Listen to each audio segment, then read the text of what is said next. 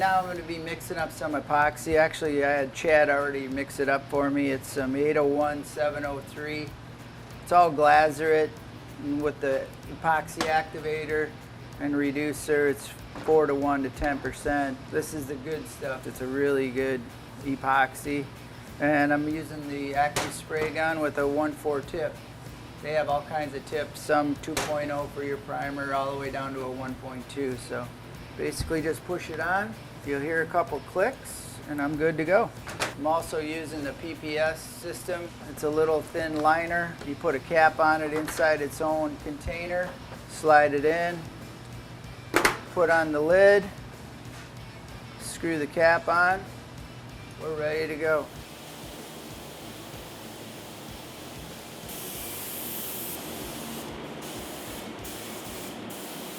So we just got done epoxying in there. For you that don't have a bake booth, you should probably wait overnight. That's the biggest thing with bondoing over epoxy. Another key thing is don't put too heavy of epoxy on it.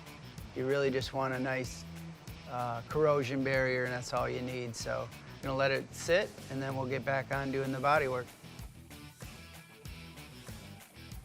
Now that we got the panel out of the booth in sealer, we're gonna lightly Scotch-Brite over it so that we don't really break through the sealer and that there's a corrosion protection there.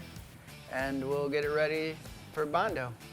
Right now we're gonna blow it off really good. So once it's blown off, the area that I want to Bondo is pretty much this whole flat area.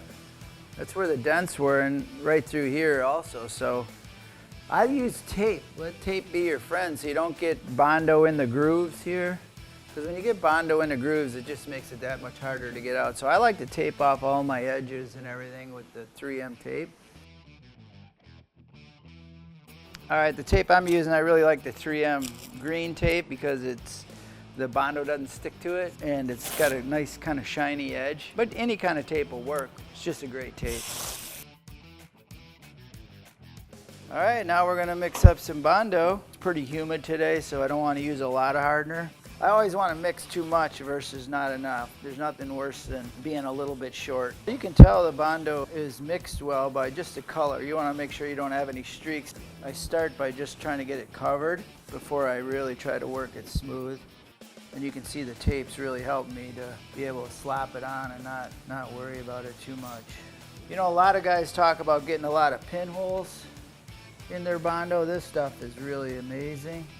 But also pinholes come because a lot of guys don't want to work their Bondo enough. I think they just put it on and leave it, which honestly is what I used to do a lot. But I think the key is you really gotta mess with it a little more and keep working the air pockets out of it. You want to get it on as smooth as you can because you don't want to have to sand any more than you have to. But this stuff sands well, but as far as thickness, you want to keep it as thin as you can. But yeah, you want enough to fill the low spots.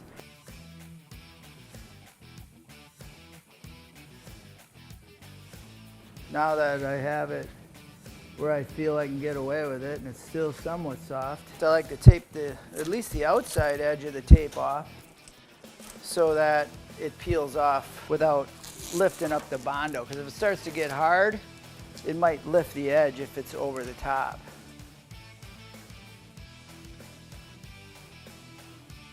Now that we let the filler get hard, what I like to do, I don't know if you guys ever noticed your filler kind of has a sticky shell to it, and you know, it really kind of raises havoc on sandpaper, is just take a little lacquer thinner on a rag and just wipe over the Bondo, the filler, and it takes the skin off the filler, and actually it doesn't clog your sandpaper near as quick then.